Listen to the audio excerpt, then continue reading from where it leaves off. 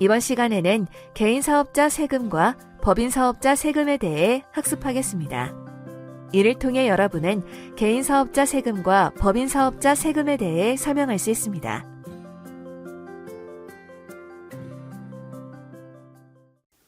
개인사업자의 세금을 함께 살펴보도록 하죠. 개인사업자가 반드시 알아야 할 세금 두 가지를 먼저 말씀드리죠. 소득세와 부가가치세입니다. 먼저 소득세는 사업자가 1년 동안 벌어들인 연간 소득에 대해서 소득세를 신고 납부해야 됩니다.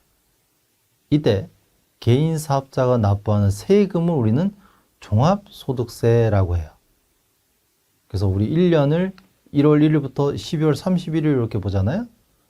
그러면 12월 31일 끝나고 1월 1일, 그 다음에 1월 1일부터 신고를 하냐, 그것이 아니라 그 이후 동안에 또 영수증이나 또 미단 등 정리를 해서 매년 그 다가오는 5월 1일부터 31일까지 5월 달에 이 소득세를 신고하게 돼 있는 것입니다. 그래서 소득세법상 소득의 종류는 통상 크게 네 가지로 구분해요. 종합소득이라는 5월에 신고하는 저 내용과 그리고 퇴직소득, 살림소득, 양도소득으로 구성합니다. 먼저 종합소득의 내용을 살펴보면 우리가 은행이나 증권사 등의 금융상품을 놔두면 이자가 발생될 수 있죠. 이자에 따른 소득을 이자소득 이렇게 얘기합니다. 두 번째는 배당소득. 어떨 때 배당이 주로 이루어지냐면 주식을 보유해서 연말에 주주의 가치가 높아지면 이득에 따른 배당을 실시하죠. 그 배당소득을 얘기합니다. 세 번째 임대소득이라 해서 부동산 임대에 따른 소득도 있으시다면 신고를 하는 것이 바람직하죠. 그리고 우리가 주로 생각하는 게 사업 관련된 소득. 또 직장인들은 연말정산한다고 그러죠. 12월 말. 그게 근로소득을 받은 거에 대해서 환급받을 것을 처리하는 거잖아요. 그래서 근로소득. 여러분 대표님들도 사장이지만 직원으로 또 해서 월급을 받을 수 있으니까 근로소득이 있을 수 있는 거고. 또 일시적으로 재산이 늘거나 하게 되면 일시재산 소득이 또 발생될 수 있고요. 우리 청년들은 해당이 적지만 이제 55세 뭐 이렇게 이상 퇴직하신 분들은 이제 연금, 국민연금이나 뭐 회사에 따른 연금 소득이 있으면 거기에 세금이 붙습니다. 요거 뺀 나머지 소득을 기타 소득이라고 해요. 그래서 요것을 하나, 둘, 셋, 넷, 다섯, 여섯, 일곱, 여덟 가지를 종합소득세원이다라고 하고요.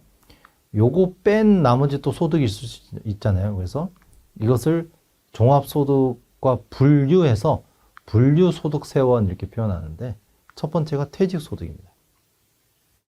한 기업에 직장을 퇴직하였을 때 퇴직금으로 받음으로써 받는 소득세.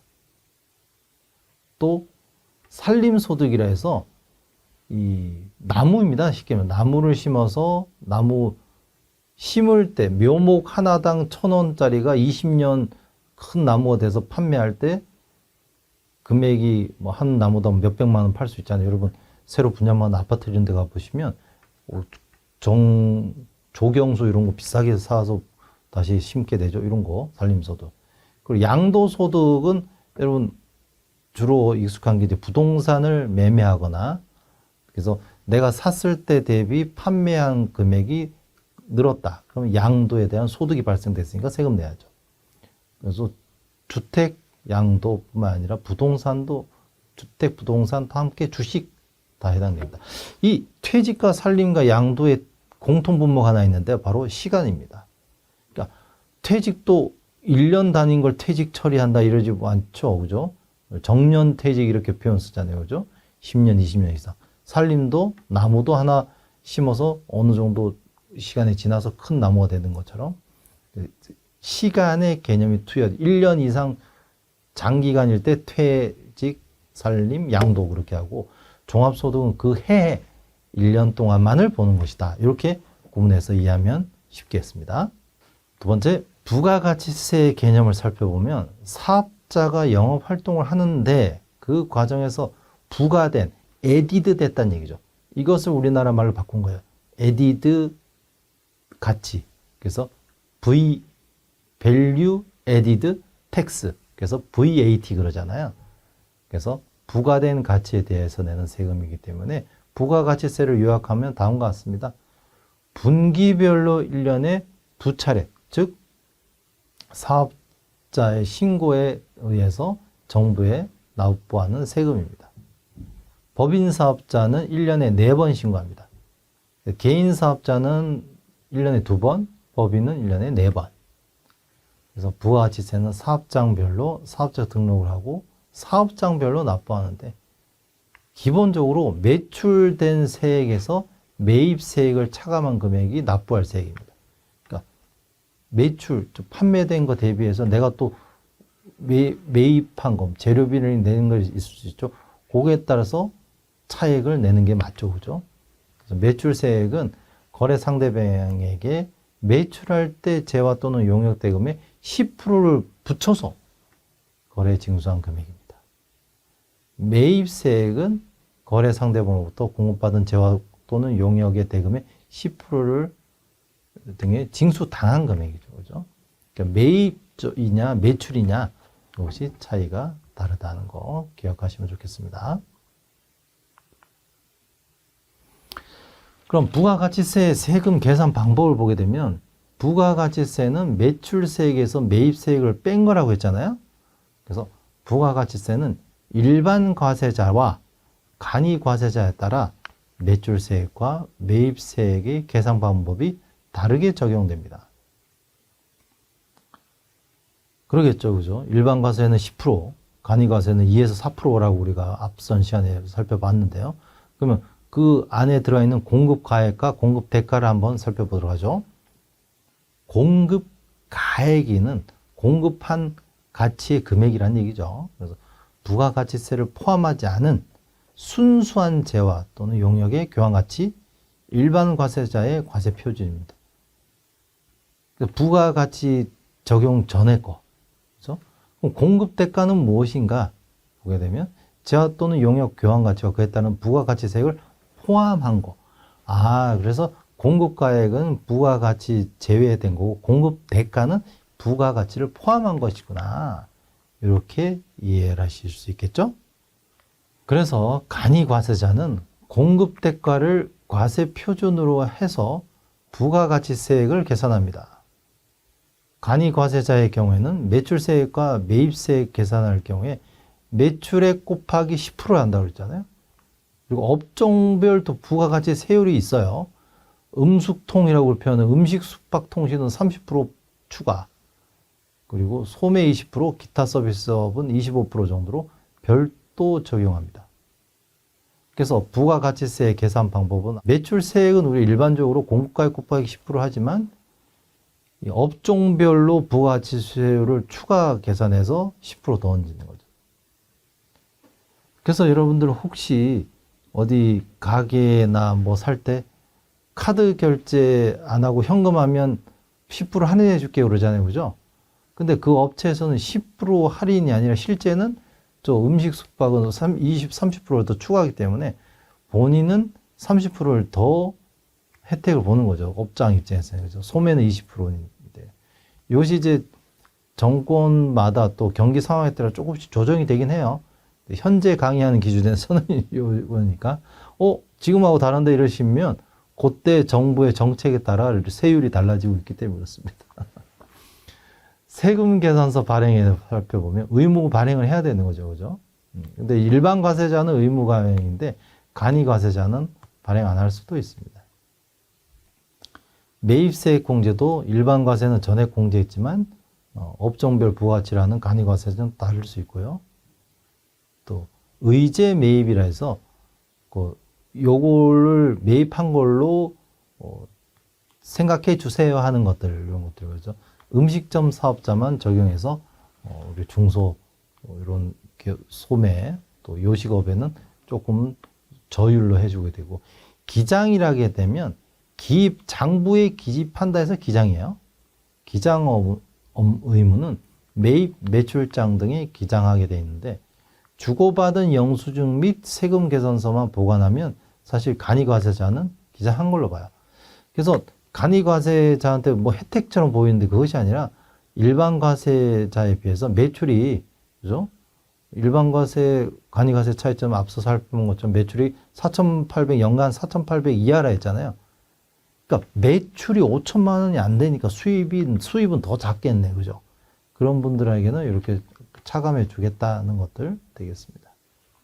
그럼 부가가치세가 면제되는 경우는 또 어떤 경우일까요?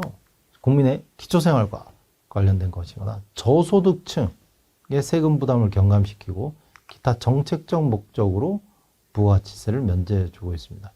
그래서 기초생활 필수품, 부가세 면제되는 것들이 쌀, 채소, 육류, 어류, 건어물, 또 국내에 생산된 식용이 아닌 농산, 축산, 수산, 입지, 또 연탄, 항공기, 뭐 이런 것들은 이제 여객 운송 용역 중에 항공, 고속버스, 택시는 제외됩니다. 그래서 부가가치세 면세가 아니죠. 그래서 우리 개인 택시나 이렇게 타게 되면 초반에는 현금 내주세요 했잖아요, 그죠? 신고한다고. 근데 요즘 요만큼을 또 이렇게 많이 지자체에서 차감해주고 있고요. 두 번째, 국민 후생 용역이라서 의료보건은 면세 사업자입니다. 주택, 또 교육도 면세 사업자죠. 왜냐하면 정부 허가 인가를 받은 학원, 교수 수업도 포함하고요. 또 문화 관련 재화 용역도 도서, 신문, 잡지, 방송은 되는데 광고는 제외합니다. 그래서 여러분들 또 이렇게 쭉 보면 우리 연말정산이나 이런 걸 부모님 또는 본인이 하셨다면 도서 인쇄비, 또 의료비, 이런 것들 연말정산할 때 어떤 소득 또 세액 공제 받으셨죠? 그 대상이 되는 것들이 주로 해당이 됩니다. 또 생산 요소 중에 토지, 인적 금융보험업, 금융보험업에 계시는 설계사분들도 부가가치 면세 사업자입니다.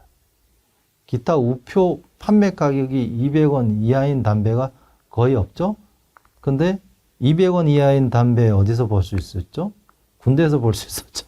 그래서 군대에서 담배 가격이 저렴했던 이유가 여기 있습니다.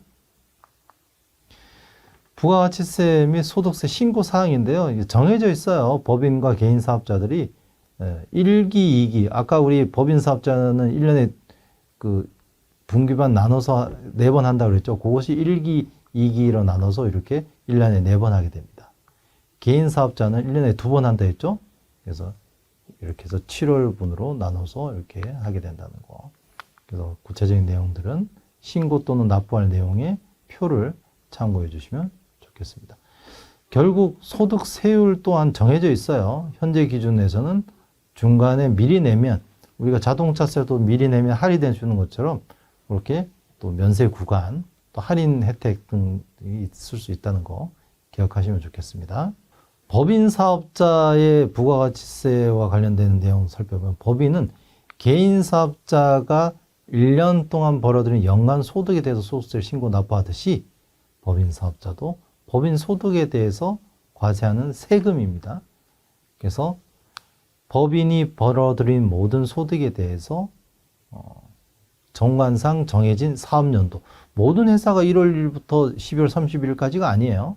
어떤 회사는 3월 31일로 끊는 데가 있어요. 그러면 4월 1일부터 3월 31일까지가 하나의 회계연도가 되겠죠. 그래서 사업연도 종료일로 3개월 내에 신고, 납부해야 됩니다. 그래서 법인세 과세 기간은 그 사업연도에 따른 계산한다는 거 기억하시고, 통상 매년 1월 1일부터 12월 31일 사업연도를 하니까 일반적이고요. 그래서 법인세 과세 표준도 산출세에 따라서 과세 표준에 따른 것들이 달라질 수 있다는 거. 그래서 계산을 했을 때 이거는 그 회사에 더해주는 돈이 돼야 된다. 그럼 입금. 이것은 손해 난 걸로 해서 빼준다. 비용 처리해준다. 손금. 이렇게 표현합니다. 법인 세율은 매년 1월 1일부터 1억 원을 기점해서 통상 12%를 적용하고, 또 표준 금액이 1억을 넘었으면 1,200만 원에다가 과세 표준 빼기 1억에다가 25% 전하는데, 요 요율이 계속 바뀌어요. 현재 기준은 이렇습니다. 그래서 교육받고 다음에 이 금액이 아닌데 하게 되면 요율이 바뀐 거죠. 만약 신고 납부 기한을 넘어서면 가산세가 붙죠. 그래서 가산세가 있기 전에 미리 내는 게 좋겠습니다. 신고 기간에 반드시 제출할 서류는 대차대조표, 손익계산서, 이익이 있으면 이익 잉여를 어떻게 처분했는지, 또 세무 조정을 했다면 계산서와 기타 부속 서류들을 통해서 법인세 납부를 하게 되고요. 신고 기간 내에 은행, 우체국, 다양한 곳에서 납부할 수 있습니다.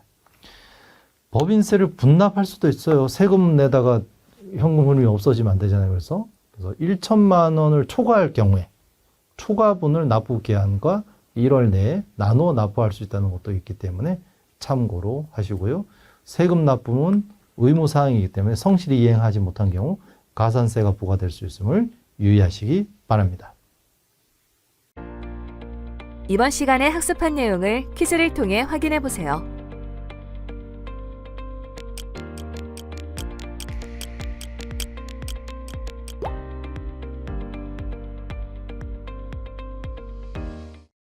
이번 시간에 학습한 내용을 정리해 보세요.